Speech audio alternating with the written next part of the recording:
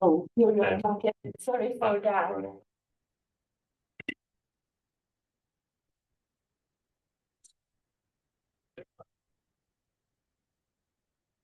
Yeah, so the original studies mapping just plumes use MODIS. There are issues with mapping just plumes through remote sensing with an upwind bias and subjectivity, but it's sort of the best we can do. And as satellites get high resolution and down to Sentinel, we can get a better accuracy on where we're plotting them from.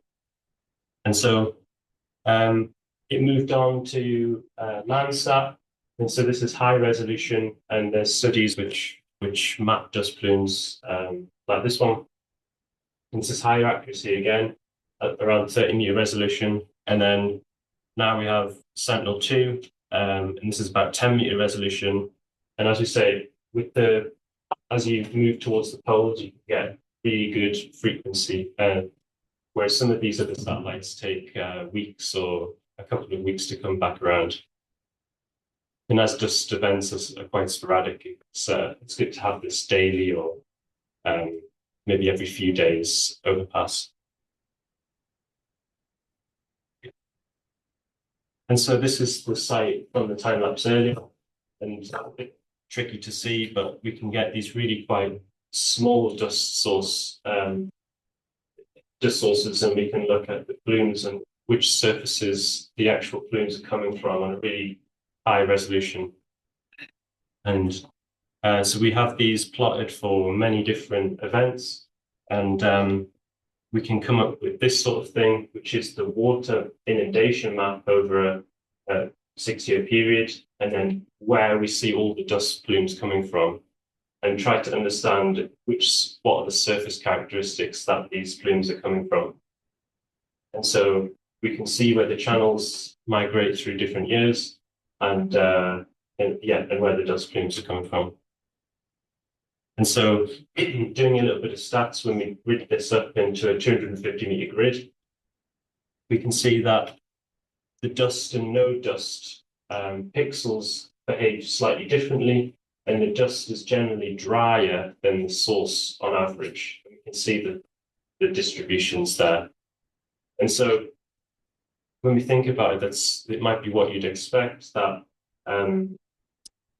we're seeing dust from places which aren't inundated quite as much as the average. So what the 38% means is 38% of the time on average that pixel was classified as water in a given year. So if it's 100%, that pixel would be water on every single overpass, and if it's 40%, that's 40% of the times we see that seen in a year, it's water. And so the dust pixels are slightly drier on average.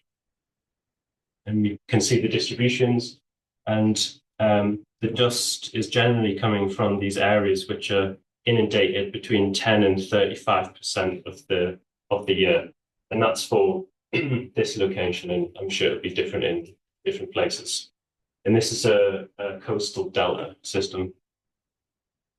And so to try and understand the sort of distribution on where these are coming from, we can look at the erodible source area. So this is just taking off the 20% area which is inundated all the time from just the ocean. And so we can get an area of erodible available sediments. And this is our preferential range of where we see most of the dust coming from. And so for this site, around 56% of the source area is hydrologically preferential for dust emission. And so we could apply this on many different sites and different types of surface. And it could be useful for things like models and just generally understanding how these dust sources behave. And so, seeing as though we're in Iceland, I thought I'd just try it for Iceland. And so this is on the south coast, and we can easily produce plots like this, which map where the water is being picked up through satellites. And so it seems to work quite well, even though Iceland is further south, so we don't get quite as many overpasses on Sentinel. It still can produce these quite nice plots. And so this is just another place there, just around the corner. Yeah, and that's about it. Thank you. And if there's any questions. Thank you very much, Alex. So do we have any questions here in the room?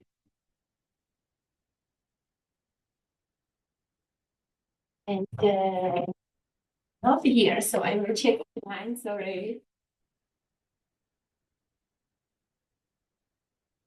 Doesn't look like any questions online, so I might have maybe one personally from my point of view. So this gas source you were showing, the 7 to 8 degrees northeast agreement, has it been also included in that updated collection of the sources in the paper of 2022 of autumn under?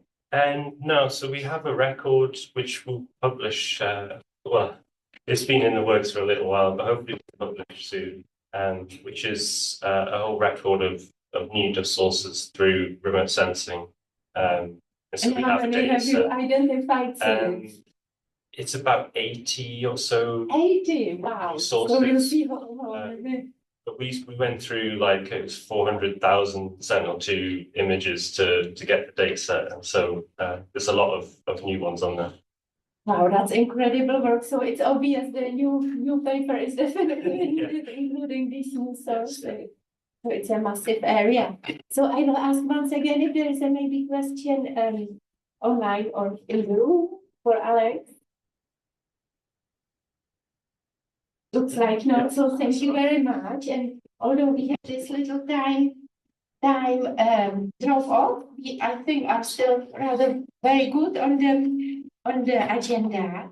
And now, because we are very happy that Alex arrived here and he's coming from the Loughborough University, sorry for my pronunciation, we actually wanted to do a small dedication moment because one of the first, let's say, high latitude dust pioneers and great researcher, and also author of the first dust source collections for the high latitude is, or unfortunately at the moment we have to say, was Professor Joanna Bullard, who came from the same university as Alex. And Alex will explain better and tell us about her research. And this moment should serve as a dedication because she very suddenly passed out last autumn. So if Alex would be so kind and tell something about Joe, and I just wanted to say after that everybody is very welcome to join and say any memory with her or here or online, because it's the moment to do that during the High Latitude Dust workshop. Thank you. Do you have the map? Oh, yes. Okay. We have actually, it was in the email, right? Sorry. It's in this slide. We have actually prepared oh, sorry, wrong down. I have it. Yeah, because the computer is started, that explains. So, what's the second here? Immediately fine. Very nice picture. And share it with you.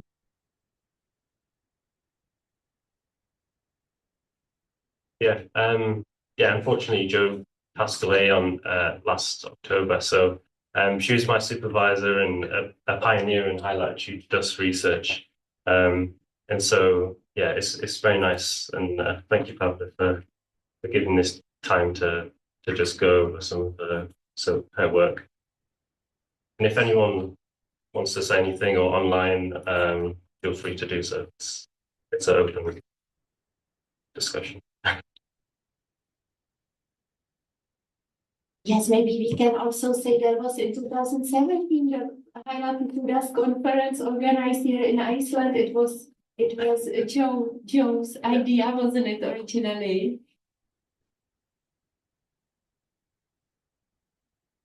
So the first official one, although we were holding these here we go. Finally, like, yeah. So myself and some of the other PhD students of Joe's, we made a watch out the way projector. We made a map of where her research has gone over the years, and yeah, it's quite cool. And we can see she's done 16 papers on high latitude dust, but also just general research on across the whole world. She's really lovely and very sad. I don't know if anyone online wants to say anything or yeah.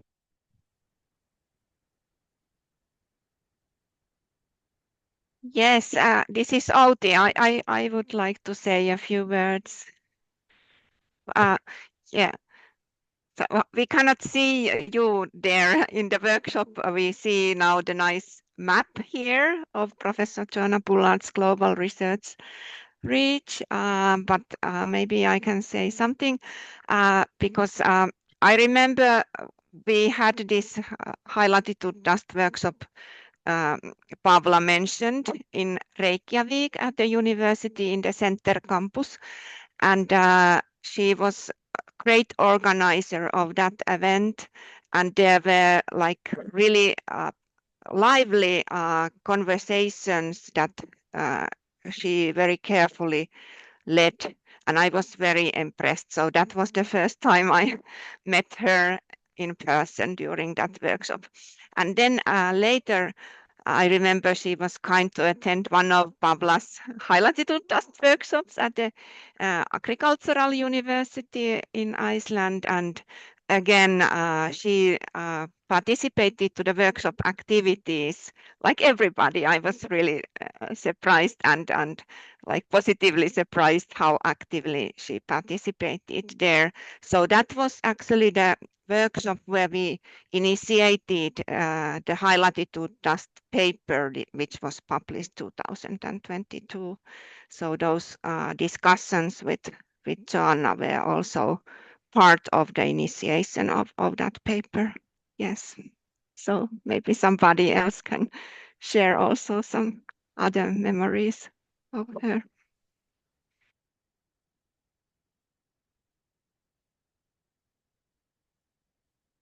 Yeah, so you have to give it time, but thank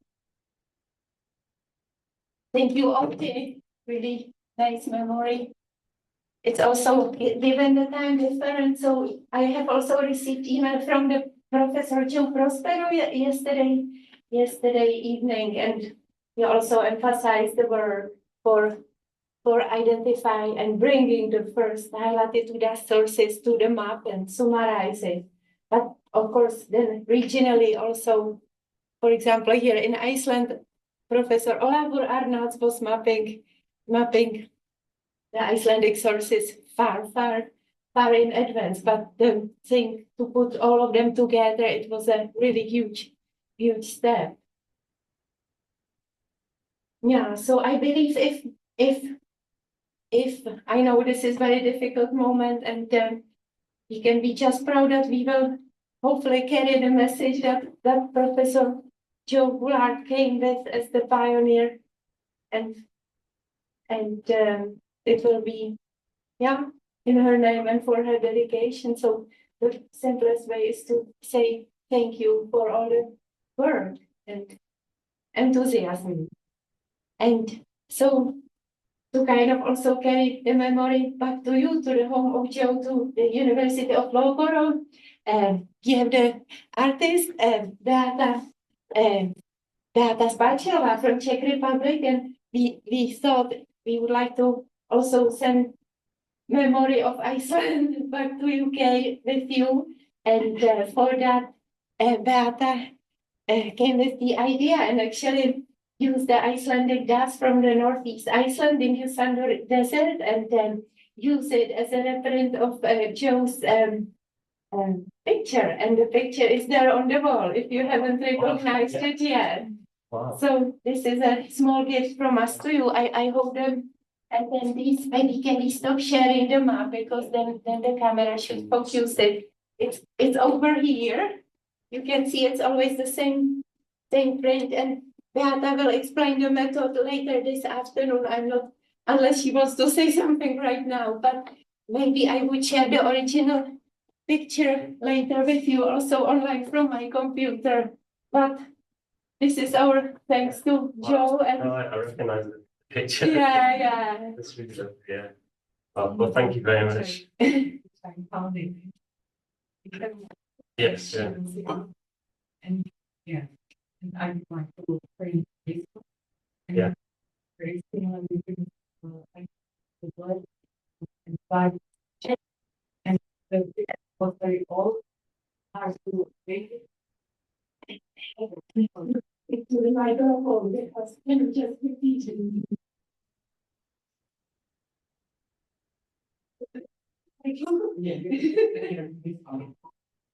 Yeah, because sometimes I'm using the silk screen printing, and for this print, I make the same stencil, but I put on the plate and put the dust here and just look like this. And every print is the outdoor proof print, and it's not look like the same than silk screen printing, and that's it.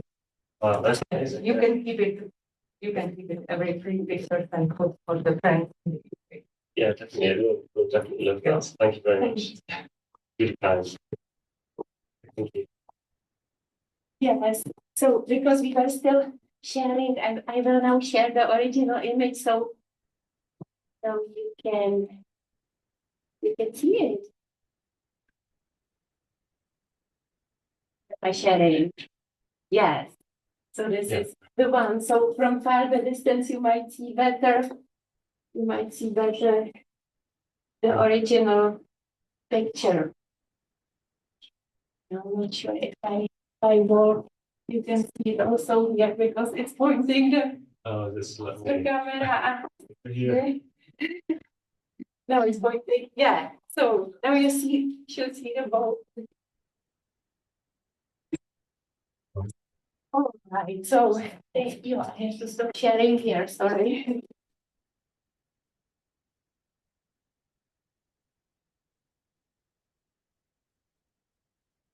And so I believe now we can proceed to the next talk. And I would like to invite, ask Ote Meinen from the Finnish Meteorological Institute, and for her talk, and she will talk about a review paper on dust in the Arctic. So Ote, please share your screen. Thank you. Okay, thank you, Pavla. Thank you. I will share the screen.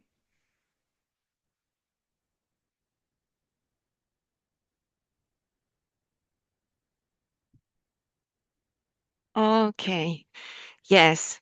So the topic, as Pavla mentioned, is dust in the Arctic, interaction between climate, dust, and ecosystems, which is a review paper we have prepared. And we were a group of Nordic scientists, so from Finland, Iceland, well, Pavla from Czechia as well, Norway, Denmark, Sweden, and yeah, so this was initiated thanks to Pavla because we had this Nordic grant.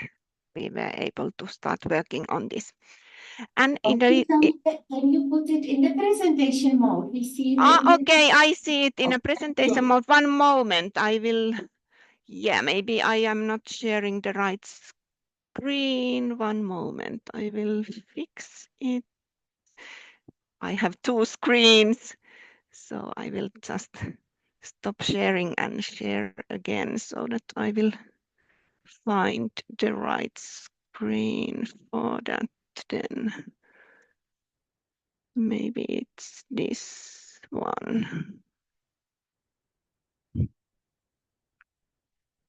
And now presentation mode in this screen, I hope. It works. Okay. Yes. So can you now? Presentation mode is needed. Sorry. Okay. Yeah. Maybe I take off the second screen because I'm not sure which screen I am sharing. One moment. So I take the wire off. So if you still can see the presentation, then I will just put it in the presentation mode once I find my mouse. Okay, so now you should see it in a presentation mode, right? Yes, fantastic. Thank you. Good. Okay, thank you. Yes, so we actually have two papers where we have had a big group of co-authors, and my talk is based on these two papers. So mainly on this CAF special issue. I will shortly explain what are these CAF and AMAP and SLCF things. But then we also have worked together with a big group of people for this 22 paper, which was, like I said, originally initiated in a workshop in Reykjavik, high latitude dust workshop organized by Paula and me, and we had this different places around the university where we organized group discussions, and Joanna was one of the members participating there. So that is the memory that I had. So these different shortens of the letters, they refer to Arctic Council working groups, which are 6 of them, and CAF refers to conservation of Arctic flora and fauna. And then we have this AMEP, which is Arctic Monitoring and Assessment Program. And we have the Arctic countries, which form the core of Arctic Council, but we have also these observing countries. So many countries that are not in the Arctic region also participate to this work of Arctic Council and the working groups. So in this ecosystem CAF work, we define, or CAF defines ecosystems as a living organism and physical environment and all their interrelationship in a specific area. And we include flora and fauna, but most often not humans in this kind of work, but it could also, of course, be part of that work. And related to Arctic and climate, we now know that Arctic has been warming faster than the globe, and there are these specific feedback processes which are also relevant to ecosystems. And because the warming is not homogeneous across Arctic, there are differences in dependent on scale, location, and season. For example, in Greenland, warming has been largest in the west, and areas in the Eurasian sector of the Arctic Ocean have warmed even up to 7 times as fast as the globe. Overall, we know that global dust mass loading has increased. So this is paper by Jasper Koch and his co-authors, but they don't actually discuss Arctic in their review paper. So what is the status in the Arctic? Has dust in the Arctic increased? At least there are conditions that are favorable to increasing dust conditions. So we know that we have these source areas, and as we heard in the previous talk, there are several new sources that we haven't yet even documented and are being identified.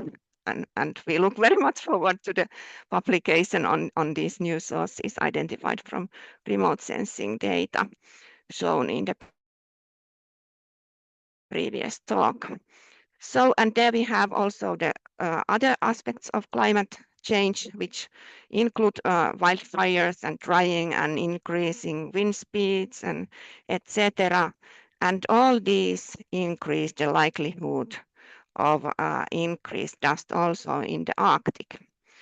But it's not only the amounts or the possibilities of dust, but dust affects climate through a wide range of mechanisms, which are not straightforward because they can be either cooling or warming, and that makes the magnitude and sign of the net effect of dust to global climate uncertain. So we don't really at the moment know how it goes. There are several processes involved, and they are either direct or indirect. So indirect in the Arctic is mainly referring to cryosphere and clouds. And there are new papers on this topic. For example, Barrett al. Paper from 2024 show that Alaska dust is an effective ice nucleating material.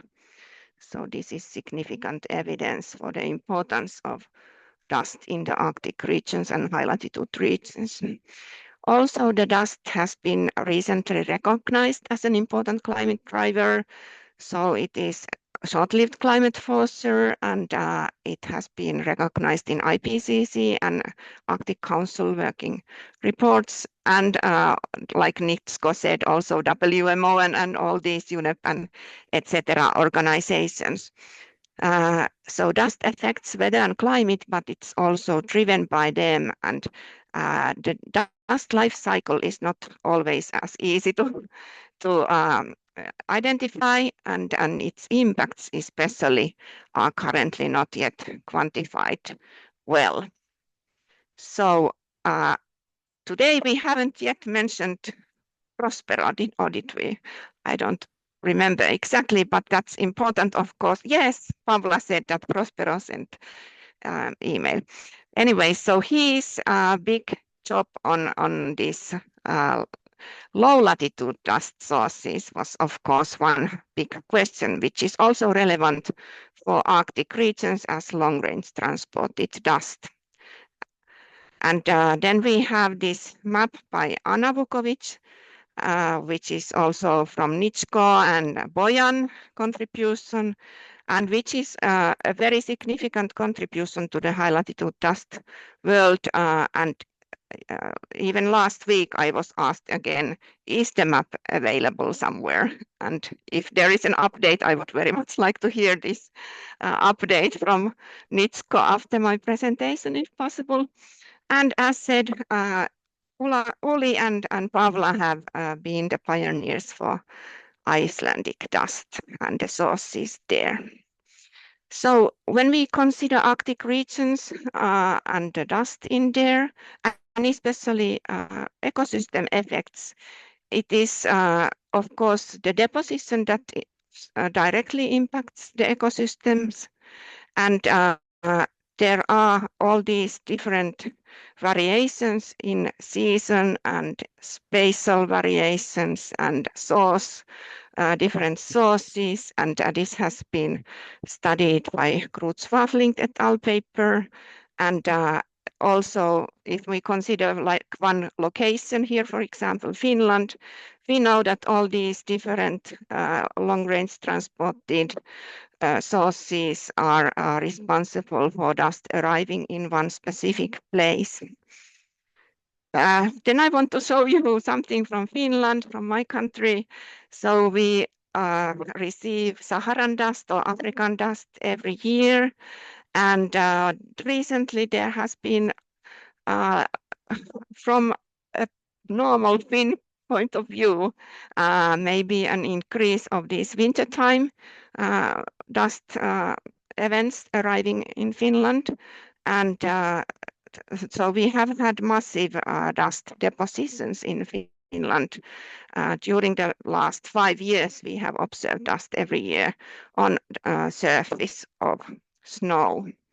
So that is a change to previous years, because earlier it was not that often. We only normally saw like reddish sunsets in Finland, but nowadays it has become so that we also see it on the ground. And this is how the snow looks in Finland, 5,000 kilometers away from the source area. Okay, then we go further in detail to these ecosystem effects.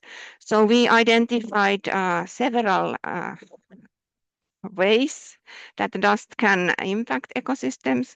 So as I said, cryosphere is very significant part of all these northern ecosystems, and when we have dust, it increases melt, and that affects water availability. So that is a key issue, of course, for all the animals, for example, reindeers and all the wild animals in the Arctic. Then important effect of dust to ecosystems is also to supply nutrients, and this actually then can increase the primary productivity, so it can basically lead to additional carbon uptake and affect climate change also, possibly via that kind of impact. Then it is so that dust is a factor affecting acidity in the environment, in the ecosystems, and it also distributes biota, like shown, for example, in paper by Pavla, where she investigated snow dust storms in Iceland, which is a specialty in Iceland. And of course, dust can bring toxins to the ecosystems. Then dust contributes to the soil formation, and most importantly, dust is a modifier of atmospheric radiation, clouds, and precipitation. So it has direct impact on climate, but also it impacts the availability of light and water in the ecosystems.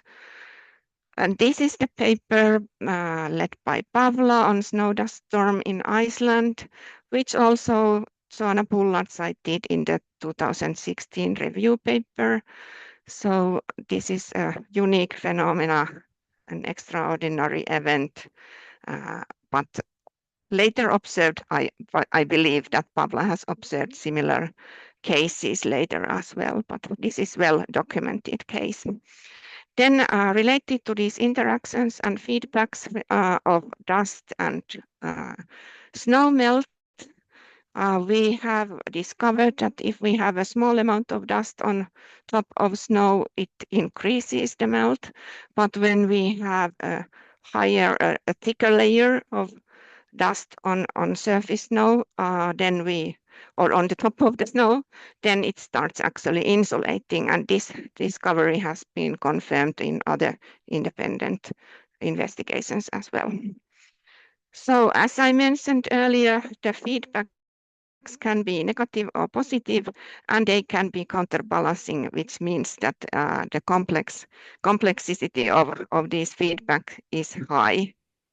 And therefore, the summary of dust in the Arctic and ecosystems, I want to mention a couple of things. So Arctic has warming. We know that dust sources or dust has increased globally. We don't know how much dust has increased in the Arctic and if the net effect is cooling or warming. So there is a knowledge gap to be investigated. There are some first estimates on that. And then we know that cryosphere and clouds play a key role in dust in the Arctic. And we know that they are truly interconnected, these ecosystems and dust and climate. And in our research, we continue investigating the topic of dust as part of this Cryoscope project, which is an EU project, and where actually Pavla is also participating. So that was all from me. Thank you.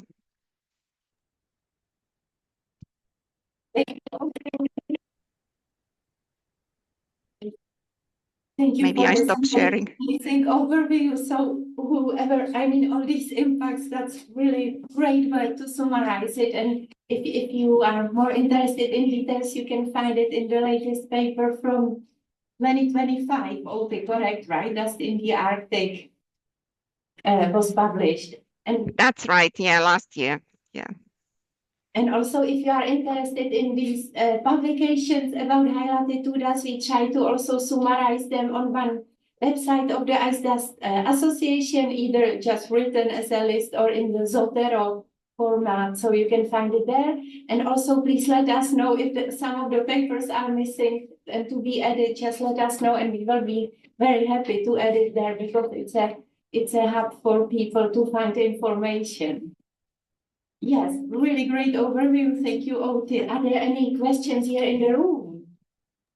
I see that there are Bojan and Nitsko are Yeah, probably Boyan will. yes. So can you The comment question on was the map? actually about the update of the global dust source area, right?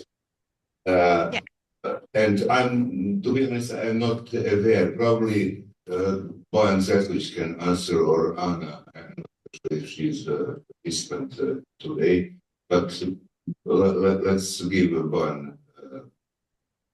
So hello to everyone there, Hi. and to Uti, very great speech. Thank you. Okay, what I can say is that also, yes, we have the data, we have this map also in digital form at UNCCD site. But can it be shared? Because I receive again this year, I have received questionnaires. Yeah. I need to talk with Anna, but Yes. as Good. you know, we are really willing to share all that we have Mm, from that. And from the aspect of the, let's say, upgrade of that map, we are thinking about new products and new things that will be in a new version of that source maps, you know, because we were, let's say, somehow limited for the use of the input data to produce that map. And nowadays we have ongoing several missions like Metasat third generation and polar orbital satellites and etc., which are on much greater and better resolution. mm, And mm. also there are several spectral, let's say, channels that we can also use. So we expect to work on that. I cannot swear, but Mm. next year, yes. Yes. Good. I will reply to the persons who have asked. Yeah, yeah, yeah. Okay. Thank you. You're welcome always. Are there any more questions here in the room? Or online? Can see there has been some question in the chat, but it's always the best if you ask yourself, just unmute yourself and directly. So if not, thank you very much, Ote. It was a great lecture, and we will stay in touch. Also, if you have some questions online and we don't answer quickly here from the room, Ote is so kind to kind of assist you in the online environment. And the last speaker of this first session, the introductory, is Christian Juncker from the University of Aarhus in Denmark. And he will present his latest summary and assessment on management, monitoring, and mitigation of dust emissions from the Arctic mines. And Christian, before you start, I just want to check the speaker here because we don't hear very well.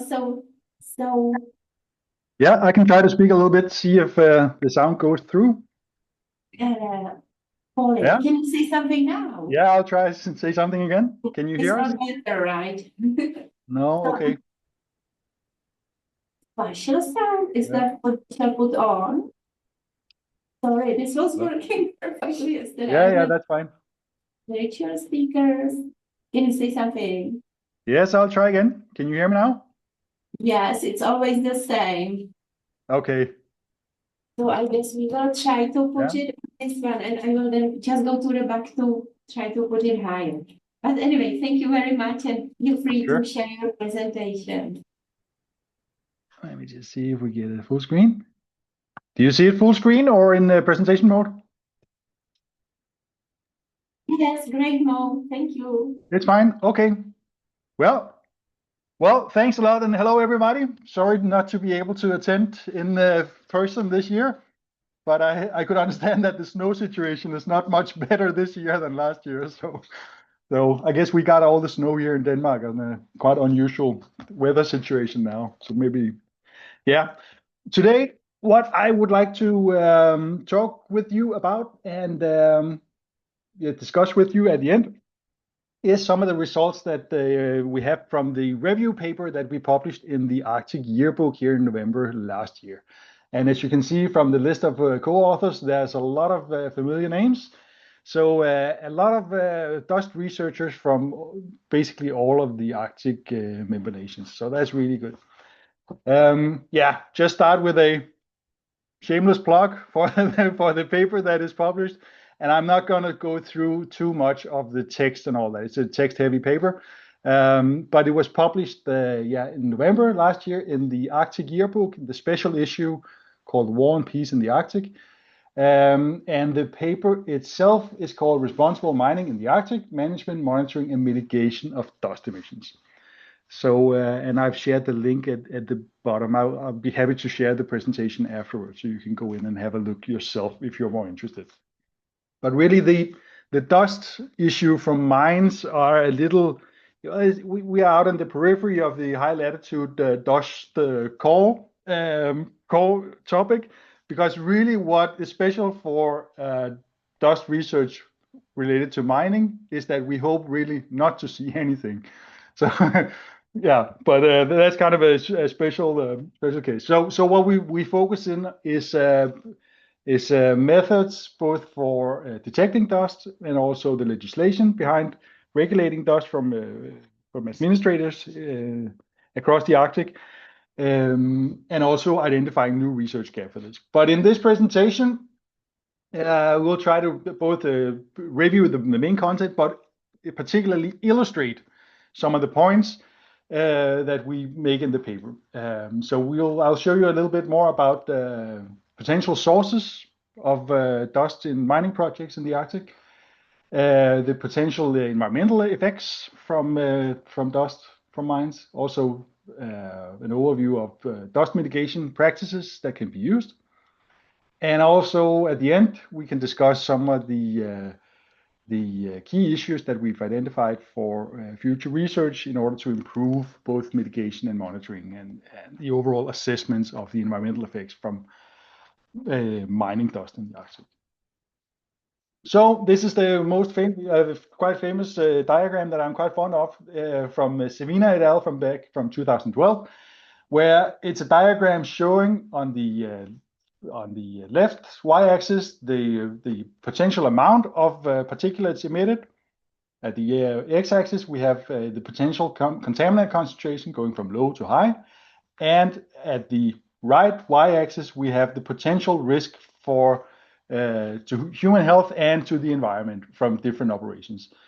So we can see the more we go to the right upper side, the more we have, the higher the contamination load is, and the greater the risk is. And what we see is that both active mining operations and active mine tailings, so tailings, that's really the residual product after the valuable metals or minerals have been extracted. So typically, on base metal mines or similar, it can be up to 98% of the total amount of ore that's been mined out that end up as a fine powder that has to be deposited somewhere. So these two operations are really some of the high risk in terms of the risk to environment and human health also. But we also see that construction activities and road traffic is one of the ones where we have high emissions, maybe a little bit lower contamination level, but also remediated mine tailings is some of the issues that or landforms or features from a mining project that need special attention in order to with respect to mitigating environmental impacts from the products. And as Oti just showed, the input of dust to ecosystems can have both a positive and a negative impact depending on the composition, really on the geochemical composition of the dust and also the environment that the dust comes from. I'll just see if I can find my pointer here. There's a laser point. Yeah. So this is a picture I think I showed it last year as well. Natural area up in Gangslusvak area, West Greenland, where we have natural dust emissions. and close to that, a mine where we have like anthropogenic dust emissions.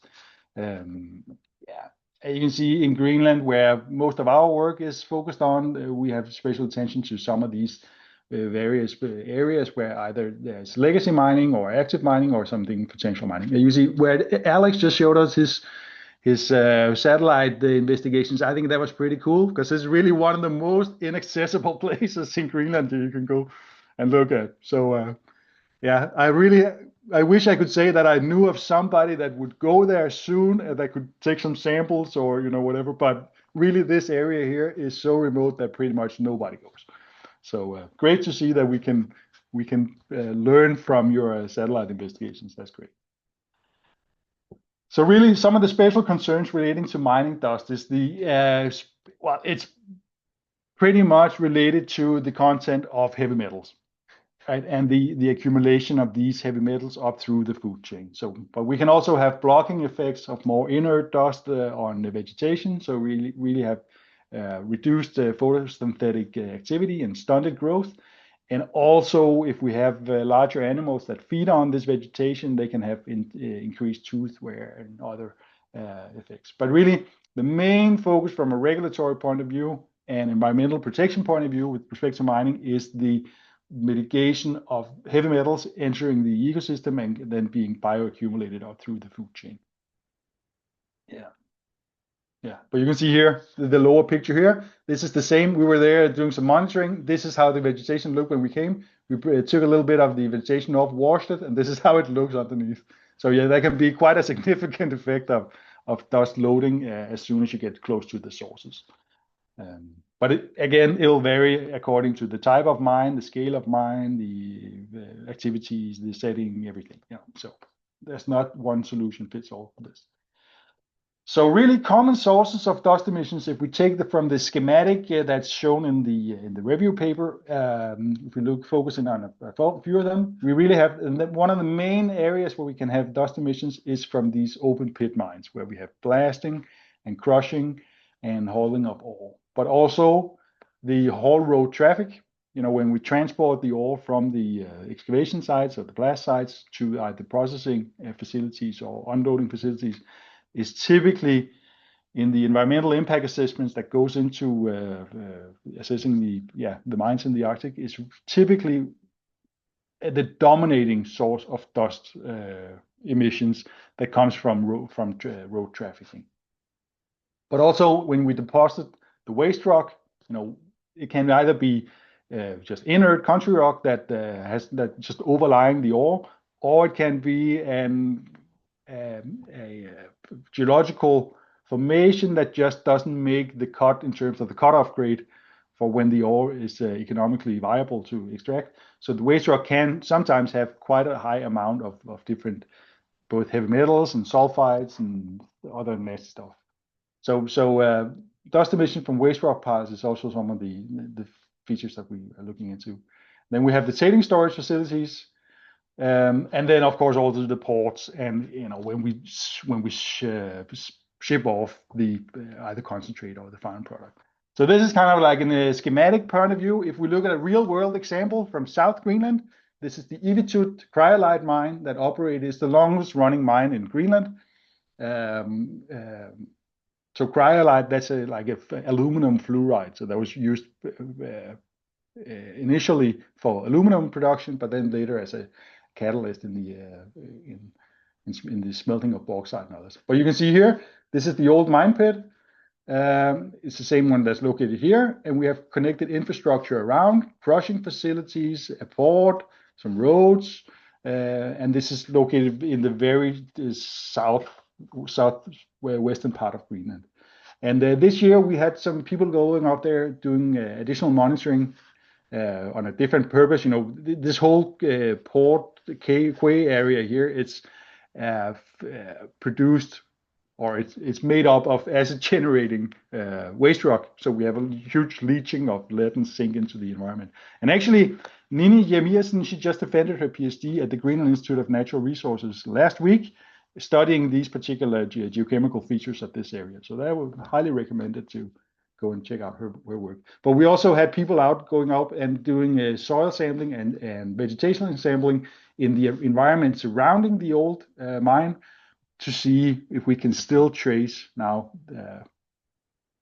50, 100 years after the main activities, if we can still trace heavy metal pollution in the environment in this area. But this is how it looks in reality in some places in Greenland. Another place, just to illustrate a little bit on the actual sources of dust emissions in the Arctic that we have been focusing on so far. I'll just show you a couple of pictures now that really demonstrates what it is. This is from the Anorthosite mine, 60 kilometers west of Gangslussuaq, the previous international airport, and also the area that both Joe and Matthew and others have studied quite intensely, and I've done it some monitoring there as well. But 60 kilometers out in the fjord, we have this particular or peculiar geological formation. It's a white anorthosite, so it's a potassium feldspar. So really an inert kind of industrial mineral that's used for paint fillers and fiberglass and solar panels and stuff like that. So what they do is they blast the anorthosite directly from what's similar to an open pit mine. It's not a pit yet, but it's more like bench style blasting. But you can see that we have these frequent blasts that extends some where what we see here is of course both smoke and particles. So probably what we see most is smoke, but there's a lot of fine particulates and dust that is being lifted into the atmosphere by these explosions. And we can see that they might extend up to 100 meters. And then we have wind, and then that can be dispersed into the environment. Also, open air crushing activities, as we see here. We can see the dust coming off the open conveyors and stockpiles and the crushing facilities, and when we handle and move things around and size reduce the ore down to the very fine powder. We have dust emissions from conveyor belts and silos, storage facilities, pretty much everywhere where the product is handled, if it's not properly encapsulated. Also, road transportation. We can see this is again from the Anorthosite mine. This is down from the gold mine in South Greenland, where we see just regular road traffic on the whole road. We have significant dust emissions with every pass when we have, the surface conditions are favorable for dust emissions, at least on the side. So we have spread of the fine particulates into the environment and into the vegetation. And similarly up here in East Greenland, up at the old lead and zinc mine at Mestersvig, we have a road surface that is produced predominantly by old waste rock that has elevated lead and zinc. So we have, with every pass, we have spread or dispersion of not high concentrations, but at least some amounts of heavy metals into the environment. And this is, of course, something that was 60, 70 years back that this was constructed. So not something that would be approved now, but at least this is how it looks. Also, loading and unloading of material at ports onto ships can create dust emissions like this. So we have high, you can say kind of like hot spots and hot moments in time where both in terms of with blasting and loading and others, where we have huge, sometimes huge, but at least large amounts of dust material being elevated into the atmosphere and then dispersed into the environment. You can really see at this side here, and I wouldn't say this is the finest moment for this particular mine that we see how much is actually being like non-mitigated dust emissions here. But you can see all these areas where we have white powder, even on the boat, on the ships, in the environment close to, and it's just completely smothered in this white powder. Luckily, it doesn't really contain any contaminants or toxins, but still, it's not really necessarily the best way of going around doing this. But this is the reality that we face, and this is where how we handle it. If we go to larger areas, you see this. We have a couple of have a couple of examples here from the Yukon. So we are in the subarctic, but kind of similar winter, summer conditions as we see in many places in Greenland, at least, unless we go to the very north. But this is at the Faro mine up in the North Yukon. And it's an old lead and zinc mine where there was high amounts of sulfides that has shown to oxidize in contact with the atmosphere, creating acid mine drainage. So what we see here is the old tailings storage facility. The mine, it closed down in 1990, I think, or 1989, around that time. But this is the old tailings storage facility where this fine powder was deposited directly in the river valley here, behind a dam at the end here.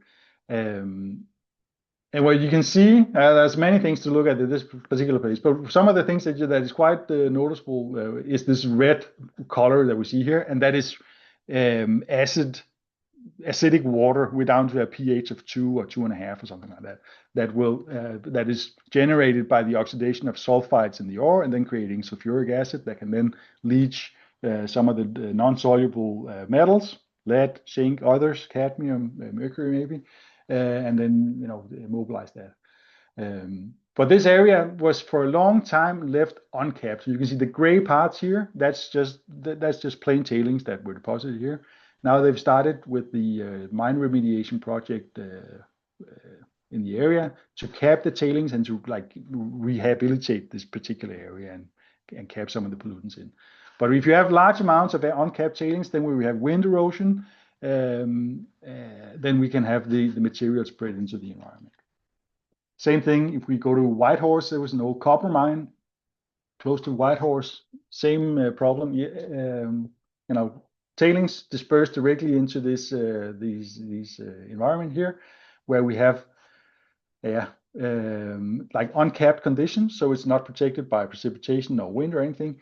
And actually, you can probably see here, you can see these wheel tracks that we see different places. And that's where the local people, they go up on their, these ATV or beach buggies or whatever we call them, these 4-wheel drives, and then drive around and have fun and, do donuts and, have a huge amount of dust coming up. So again, this is an example of legacy mining where the environmental protection was not really that big of an issue, and things were left this way. This is not really the current standard, but we have sources, many of these types of deposits scattered around the Arctic, where we can have point sources of dust that has special composition. Again, waste rock, as we talked about initially, typically we also have huge amount of rock that does not have an economic value, but that is blasted and handled anyways and deposited in areas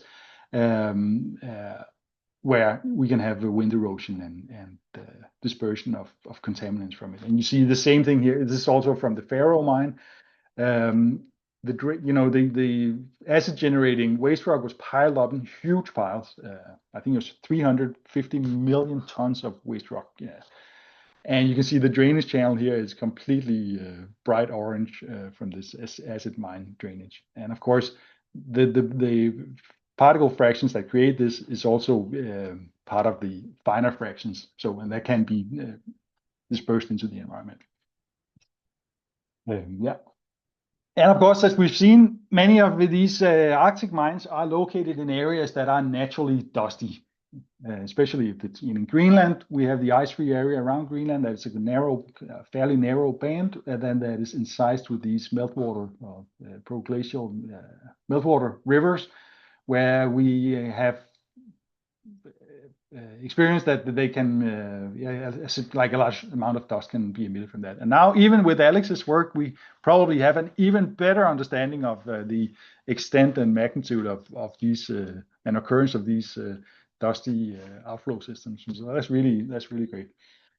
If we take an example just from some of the active mines that are going on as they are now, and the examples of how we or researchers, at least some of our collaborators are monitoring the dust emission in collaboration with the local communities, could be this example. This is not from the Arctic. This is from, you can see This is Vancouver Island. We have Vancouver here, and then we go in towards Kamloops and that area, going up towards Whistler and this area. So it's up in the mountains in the back here.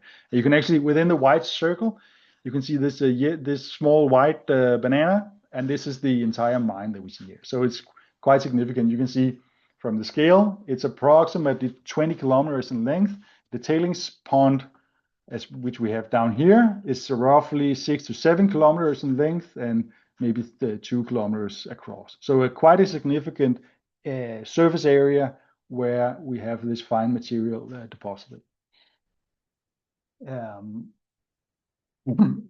At this site, the mining company and I'll show you the name of this integrated ecology group that they hired in together with the local communities here. They made some studies on the dust emissions from this particular mine because there were some public concerns that it could lead to contamination of sediment and also local food sources in the area.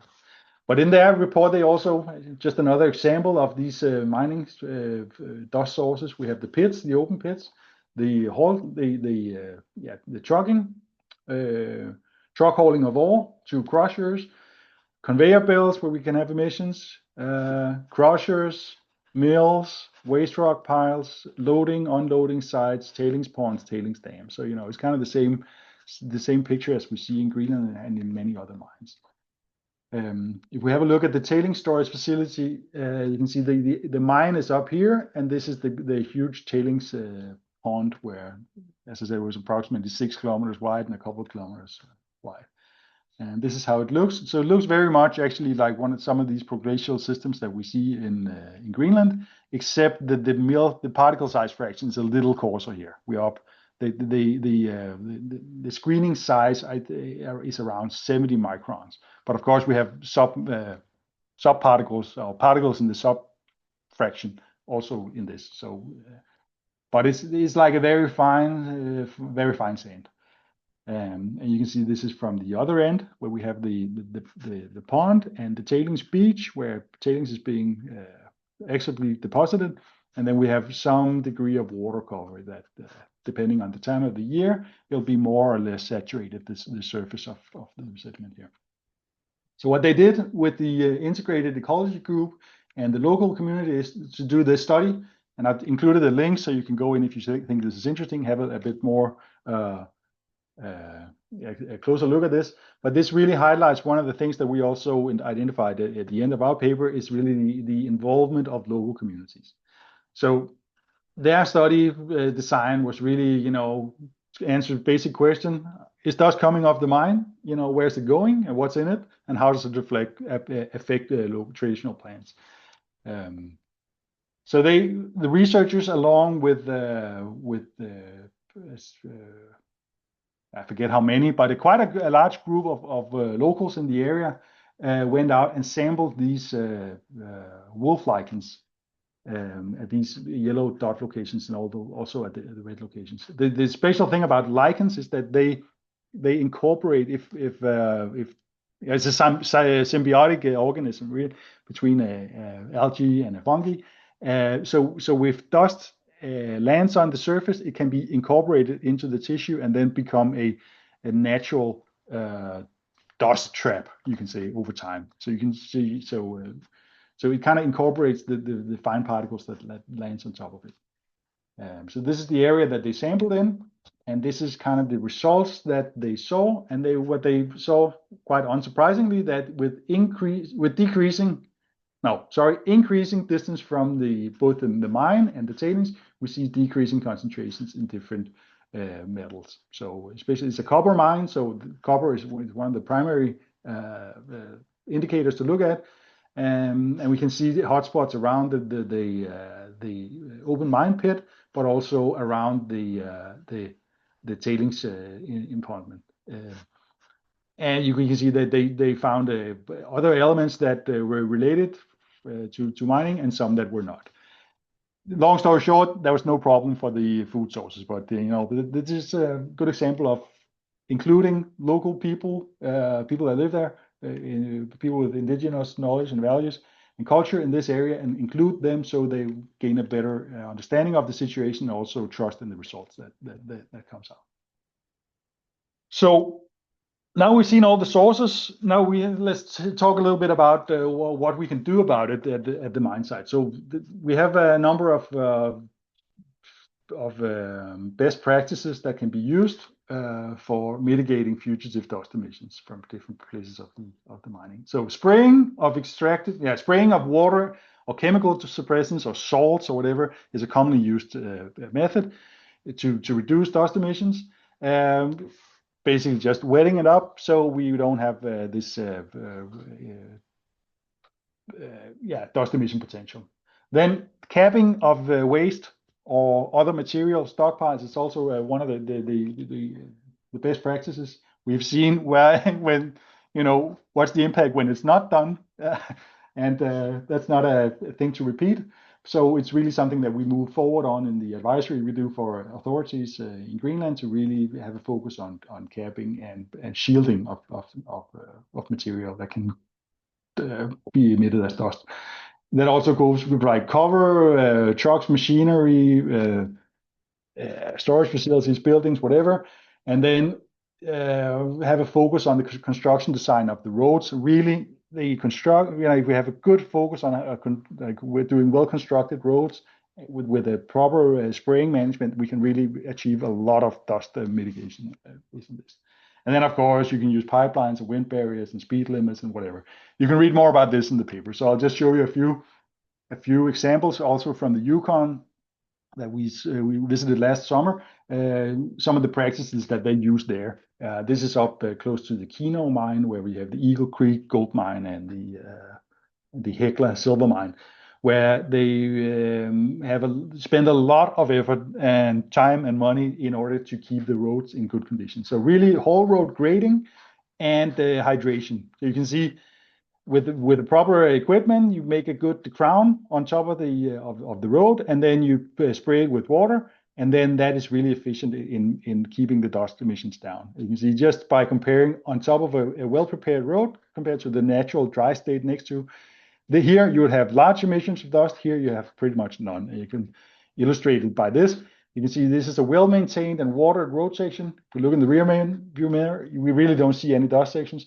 And then there are some dry patches in between. And as soon as you pass that, a huge dust plume comes up and then it disappears again once you get into a better maintained section. So this is a really low-hanging fruit. Of course, it's a little expensive to do, but it's something that's really easily attainable. We can also see in some of the bigger mines. This you have this is again the Highland Valley copper mine that we saw before with the big tailings pond. If we zoom in on that, we have the big blast, the big open pit here, and right here we have the haul truck, and you can see the road sections that needs to maintain a huge effort. Especially, even though this is a big truck, but there's a lot of water and a lot of road sections to be managed. So it's a continuously ongoing process in order to keep the roads in good conditions. So, of course, we don't also have a lot of wear on machinery, but also keep the dust emissions down. So in the paper that we started up with, and that you can go and look at some more things, we have identified some of the main topics for things that we would like to do more research in order to improve dust management and mitigation from mines in across the Arctic. So really, the dust monitoring techniques is some of the really important things. We need to have good, reliable ways of measuring what's coming off in which amount, when, and where, and how long. So it involves, of course, both passive and active samplers, but also biological samples such as lichens or mosses. So across the Arctic, there's a huge variety in lichen species that are native to different regions. So it would be really interesting to know the sampling efficiency of each type of lichen compared to another in order to have a better broader understanding of how they can be used and what their specific limitations are. Then we need to know more about the cumulative ecological impacts of mining dust on flora and fauna. So you can have both the natural inputs and the mining dust inputs and other inputs, and that can really, have an additive effect that can accumulate up through the system and affect different areas. So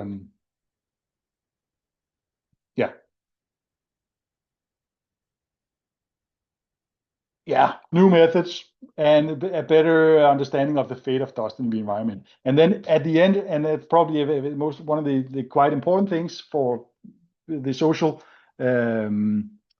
license to operate in these areas is really to bridge the gap between regulators, mining companies, and local communities in order to gain sufficient trust in that monitoring of the impacts are done in a reliable and trustworthy way, so people can feel safe that their environment and health is being protected. Yeah. Thank you, Christian. So it was it the final slide, right? Correct. Yes, that was the final one. Thank you very much. So these are really like enormous and numerous sources of additional gas caused by the anthropogenic activities, right? Yeah. So I see there is a question in the online audience. Yeah. How frequently? Yeah, that very much depends on what the type of additive that you spray on. If you use simple water spray, then quite frequent treatment is needed. You can as soon as it evaporates, then you probably need to spray it again, unless you have natural inputs of water. If you use some of these hygroscopic salts, like what's it called, not soda, potassium chloride, that goes into and then binds in between the particles, then it kind of sucks the ambient moisture out of the air and then do like a natural rehydration. So sometimes those types of treatments only need maybe one seasonal or a couple of times a year treatment. There's also some, different types of both organic and inorganic polymers that can be spread on that has similar kind of long-term effectivity. So it very much depends on the site and the amount or things that you actually put on the road. Yeah. And local water as well. There was one question here in the room, so yeah, it will hear you from. Yeah, I just wanted to ask if there's an interaction between yourselves and the mining companies so that they can actually implement your recommendations. Yeah. There's a little bit of a special setup in Greenland, where the companies, they talk to the environmental agency, and then the environmental agency, they talk to their scientific advisors. So there'll be both us and the Greenland Institute of Natural Resources. So there's kind of like a ping pong communication between the companies and the authorities and us. So we try to help them out finding the most efficient strategy to achieve the required dust mitigation level. Yeah. Thank you. So final question, if there is any here or online. Okay, thank you very much, Christian, once again. Thanks a lot, and enjoy the lunch and the rest of the day. We miss you here. Yeah. See you again. And that was the start of this first session of the opening of the workshop. We have a little bit the trouble, so I really we can move the discussions to the afternoon unless you want to discuss already now. And we will proceed to have a lunch now. I will actually stop the recording.